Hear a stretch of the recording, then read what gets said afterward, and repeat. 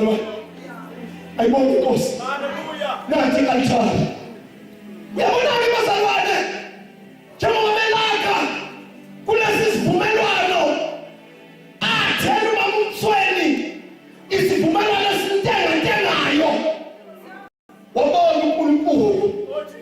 Ngoba la i-altari kwafanele kube nenkuni, la i-altari kwafanele kube nemvu, la i-altari kwafanele kuchithe igazi, la i-altari kwafanele kube khona zonke izinto. Wathi uNkulunkulu ngiyakukhuphula. Wathi ngiyakukhuphula. Wathi abalakayo bayalakha kodwa kuyasho ukuthi lakhiwe izandla zabo babuye bakhohlwe. Wathi ngikhuphule. Wathi nizozwakala kahle bakhuphule. Abathutha bathi bazama ukumxolela. Kwasho ukuthi izulu senthe i-altari ayikhuphuke. Akubuye i-altari manje sesinenkaba enkulu. Sinenkaba enkulu manje sizoyihlaba kube kanye e-altari. Lasenyusele eGolgotha. Lanyusele eGolgotha abantu bebhekile i-altari. Layohlatshwa khona. Lavuza wafakaza induna yekhulu. Yathi phela lo indodana yase-altari. Lalela-ke ebese eqhamuka Muli, eqhamuka Gwala, umbhalo wamaHebheru elithi malimkwalinga nithi alimazi. Nithi niyamfuna nithola ukuthi alimazi ngoba waqashiswa uMoyengcwele. Wathi sine-altari abangenalungelo lokuhlamulo abakhona ethabeni. Sine-altari bazalwane. Leli altari liyasilawula. Uma uMuli belenza bazalwane, awuthi ngixwayise wePentecostal, weCharismatic.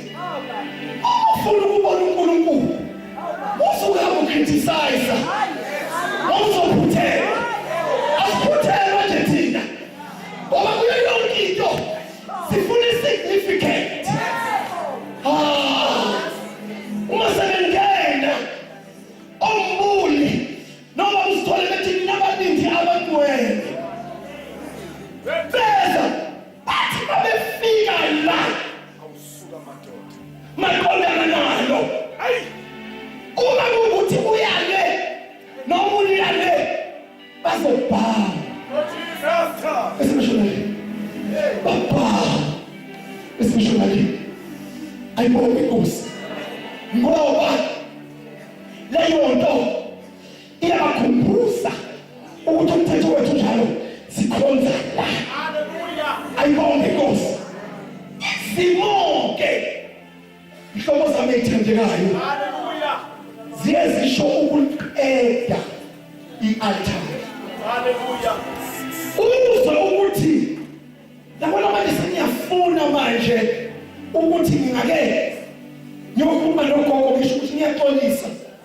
Mhlawumbe ngangazwanga kahle ukuthi abadala abasebenzi. Ake ngizameni ngoba ngendlela sekumnyama ngayo. Sengathi noma ngithandaza nje awukubathokona ngaMthweni asintoba naye wethu. Engathi mangithandaza mangithi amen. Bese ngithulele kababa ngithi awunawe baba. Ubeke bo. Ngoba lento eyenza ukuthi abantu babambeke emahlozini. Ingenxa yokuthi amahlozi bawabonile. Akulula phela. Lento esikuyo. Ngoba thina uJesu simbonanga. Thina uJesu simuzwa eBhayibhelini. Samemukela waphila kithi ngomoya.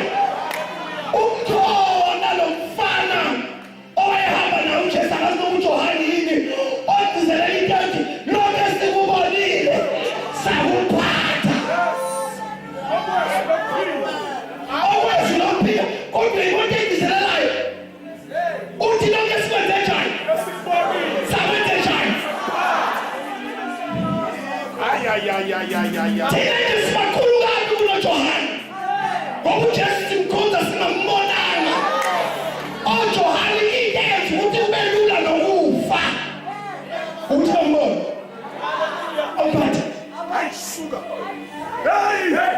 thina siyibandla elithi thina sisiwe asibonanga ngisho abapristi bengene thempelini bebeka izandla zabo phezu kwezimvu. Thina siqhamuke ingoma yentilongo seyithi ngokukholwa ngiyabeka isandla sami phezu kwekhanda levana laseGolgotha ngivuma izono zami. Ngibathonke yodwa nje bazalwane, sesiyathandaza. Ngibathonke yodwa nje into ethi into eyenza ukuthi libe khona la ukuthi senze Ngalakha. Lalala-ke leli altari elikhushulwayo eliyiseGolgotha before lenyuswe liqale laprofethwa. Haleluya. Obona ngoba umazisi umenikezwe instruction yokuthi indlu nendlu ayihlabi uyudlu. Uyakhumbula kithi kwathiwa bazobonakala kanjalo abantwana bakwa-Israyeli bazodla iwudlu basebenikezwe instruction ukuthi bazolidla kanjani, ngoba lana e-altari silidla according to the instruction, asilidli noma kanjani. Kwathiwa isikwa sakhona asinamvumelo. Awutshalamakhona asinamvumelo. Bazalwane, lesi sikwa sakuleli altari babulathana asinayo imvumelo. Uma sizama ukufaka imvumelo siyamoshakala.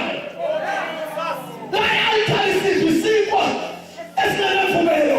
uJesu uma simudla singamshalela lutho fanele abe uye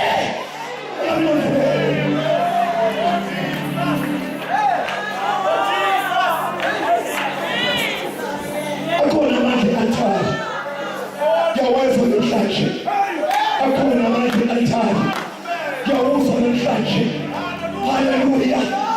Silidla singenamvumelo bathandekayo. Amanje altari ayakubamba athi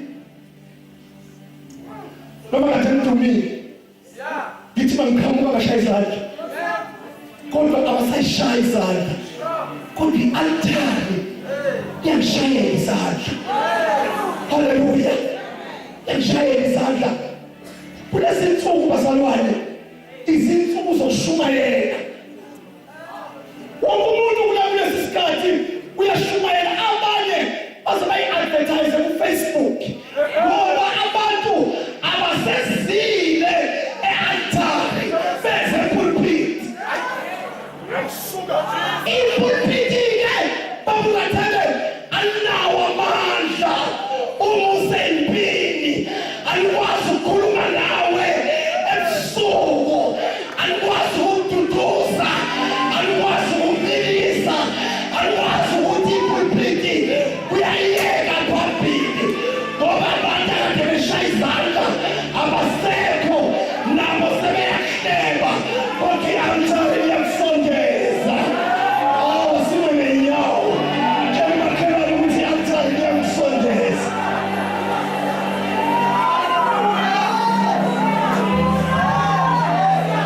Ola musantayaba ola bahayi. Uyabona nje bazalwane, sengize Ngalakha. Uyabona nje bafowethu othi mawulahliwe ini ngamaZulu nina niyakwazi ukugobodisa. Haleluya. Othi mawusizwa ukuthi amandla aphelile ipulpiti awusalitholi uzogobodisa i-altari. Haleluya. Inyembezi mayiphuma inyembezi ziphume kodwa ugobodise e-altari ngoba i-altari mawusondela kulo bangathola imizi bonke kuze kuyimangale ukuthi yini abantu bafakaza kangaka left right and center. Nami ngiyanikela, nami ngikwenza konke, ngiyayihlambulula, kodwa angikaze ngibe nawo umuzi. Yini abantu bakhulume ngezinto ezinkulu bayibabaze, yini abantu babe yinto ezinkulu ngapha nanga, yini abantu basukelwa abantu babanike o-11 million, yini ngisale. Yeka lokho, hambe altari fika ukugodise khona.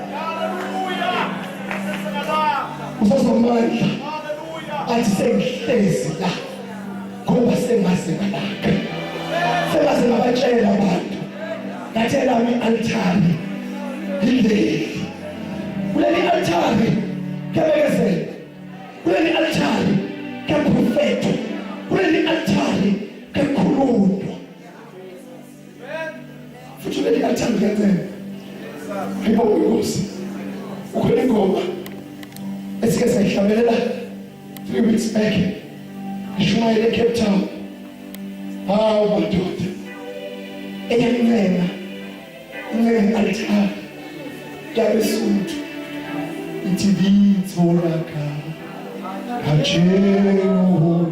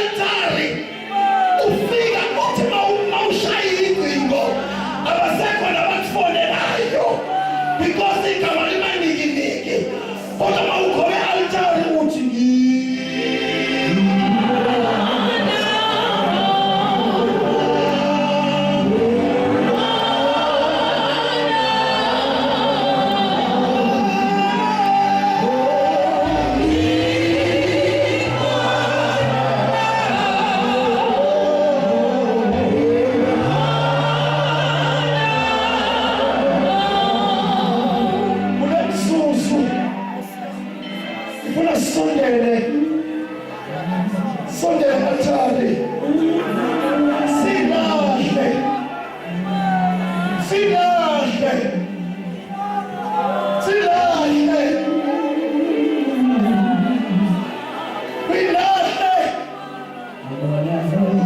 sexually kodwa khona izinto engiyibonayo ukuthi ngiyalahlwa kodwa ngiyumntana